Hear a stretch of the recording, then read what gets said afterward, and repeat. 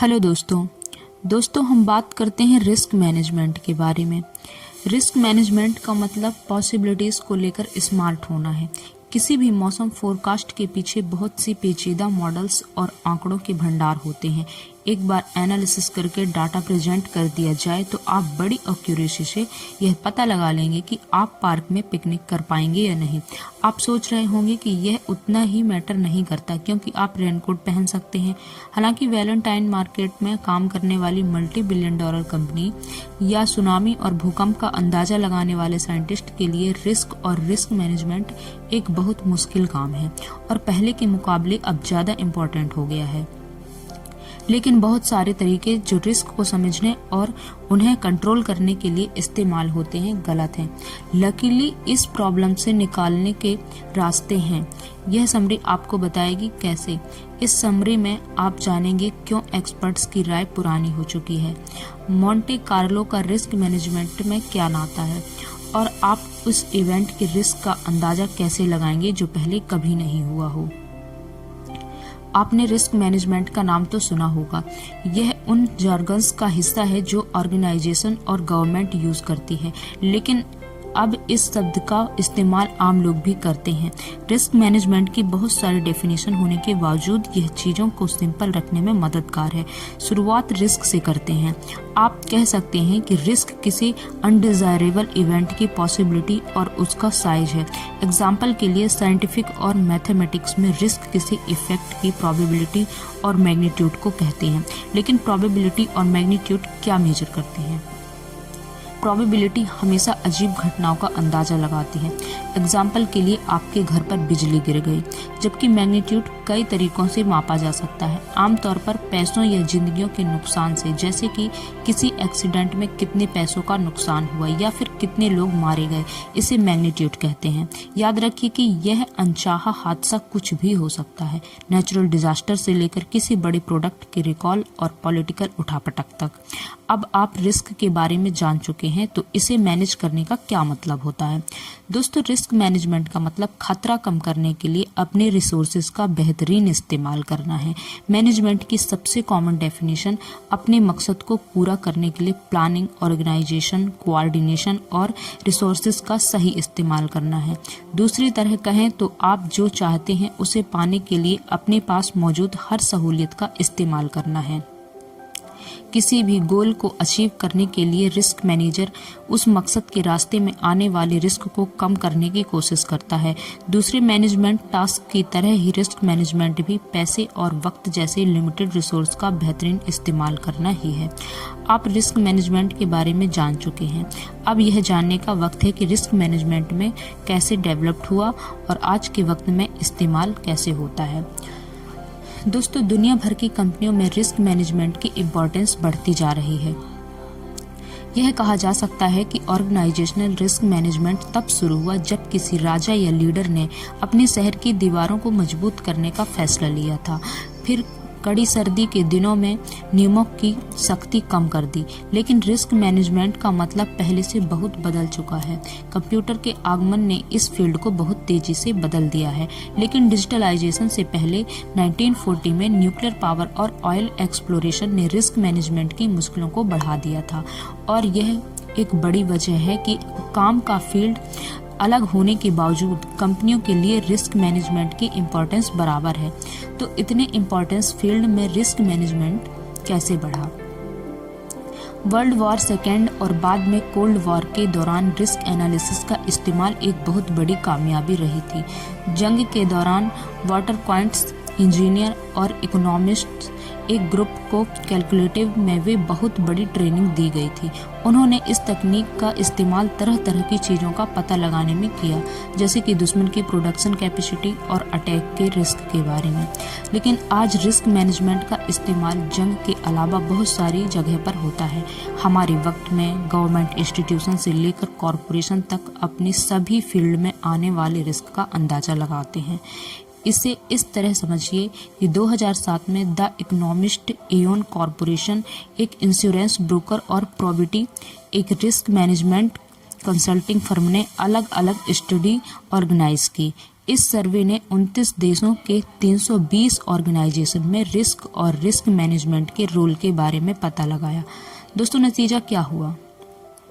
हालांकि यह स्टडीज अलग अलग की गई थी और उनका फोकस भी अलग फैक्टर्स पर था, उनके बीच में एक चीज सेम थी। तीनों ही स्टडी ने पता लगाया कि ऑर्गेनाइजेशनल लेवल पर रिस्क मैनेजमेंट का फंक्शन बढ़ता जा रहा है। इस सर्वे के हिसाब से 35 से 60% कंपनियों ने या तो चीफ रिस्क ऑफिसर हायर कर दिया या हायर करने की सोच रहे हैं। एवं स्टडी बताती है कि सर्वे की 88% कंपनियों ने बोर्ड रिस्क मैनेजमेंट रिव्यू करते हैं। तो यह एकदम साफ है कि रिस्क मैनेजमेंट जरूरी है, लेकिन एक दिक्कत है, रिस्क मैनेजमेंट के लिए इस्तेमाल किया जा रहा तरीका तो गलत है। कैसे? शुरुआत के लिए आमतौर पर वेरी लाइकली जैसे शब्दों का इस्तेमाल रिस्क को डिस्क्राइब करने के लिए किया जाता है और इसका मतलब हर शख्स के लोगों के लिए अलग है। आप किसी ग्रुप में स्टेबल अंडरस्टैंडिंग कैसे बरकरार रखेंगे जब किया जा रहा काम लेवल 5 जितना असरदार हो? दूसरी तरह कहें तो हम सब जानते हैं कि अगर किसी चीज की बहुत कम प्रोबेबिलिटी है तो उसके मीडियम प्रोबेबिलिटी वाले इवेंट के कंपैरिजन में होने की प्रोबेबिलिटी कम है, लेकिन कितनी कम, ऐसा कह पाना नामुमकिन है। अपनी बात को साबित करने के लिए ऑर्थर ने एक क्लाइंट जिसने रिस्क असेसमेंट की वर्कशॉप कर रखी थी से पूछा कि किसी भी इवेंट के बारे में वेरी लाइकली से क्या मतलब है। क्लाइंट ने जवाब दिया, इसका मतलब है कि उस इवेंट के होने से 20% ही चांसेस हैं। उसका कलीग एग्री नहीं कर रहा था और बहस शुरू हो गई। कुछ को इसकी पॉसिबिलिटीज बहुत कम लगती है और कुछ को बहुत ज़्यादा। यह इकलौती ऐसी वजह नहीं है जो बताती है कि रिस्क मैनेजमेंट का कॉमन तरीका गलत है। दूसरा मुद्दा यह है कि स्कोरिंग के यह तरीके रिस्क के बीच में कोई रिलेशन एस्टेब्लिश नहीं करते। एग्जाम्पल के लिए अक्सर रिस्क की वजह आपस में जुड़ी होती हैं, चाहे कोरिलेशन या कॉमन मोड रिस्क हो, वह रिस्की नतीजों की पॉसिबिलिटीज बढ़ा देता है। प्लेन के हाइड्रोलिक कंट्रोल को ही ले लीजिए, अक्सर एयरक्राफ्ट में आइडेंटिकल सिस्टम होते हैं, उन तरीकों के ही एक के बाद एक फेल हो जाने की पॉसिबिलिटी बिलियन में एक है। लेकिन एक प्रॉब्लम है, कॉमन मोड रिस्क मतलब एक ऐसे काम का पोटेंशियल जो या तो दूसरे काम को ट्रिगर कर सकता है या उसके होने की पॉसिबिलिटी बढ़ा सकता है। इस तरह की सिचुएशन में common mode risk hydraulic tubes के एक दूसरे के नज़दीक इंस्टॉल होने से रिस्क पैदा होती है। इस तरह की नज़दीकी होने के साथ फेल हो जाने की पॉसिबिलिटी पैदा करती है। एक टूटे हुए प्रोपेलर का शॉट तीनों को अलग कर देता है। अनफॉर्चुनेटली यह मामला यहीं खत्म नहीं होता। पॉपुलर तरीकों से इसके साथ प्रॉब्लम्स यह है कि वह एक्सपर्ट्स की राय पर बेस्ड होते हैं। दोस्तों, अपने मॉडल को फैक्ट से कंपेयर कीजिए और समझिए कि और कौन सी इंफॉर्मेशन आपके लिए फ़ायदेमंद हो सकती है। किसी भी प्रोबेबिलिटी कैलकुलेशन की एक्यूरेसी इस्तेमाल किए गए मॉडल और पैरामीटर पर डिपेंड करती है। ऐसे में आप अपने अंदाजों को ग्राउंड फैक्ट से कंपेयर करके अपने मॉडल की एक्यूरेसी इंश्योर कर सकते हैं। ऐसा क्यों? क्योंकि अगर आप अपनी प्रेडिक्शन के दौरान रियल फैक्ट्स को नज़रअंदाज कर देते हैं तो आप अपनी गलतियों का पता नहीं लगा सकेंगे, जैसे कि ऐसे आंकड़े जो आपकी कैलकुलेशन में है ही नहीं।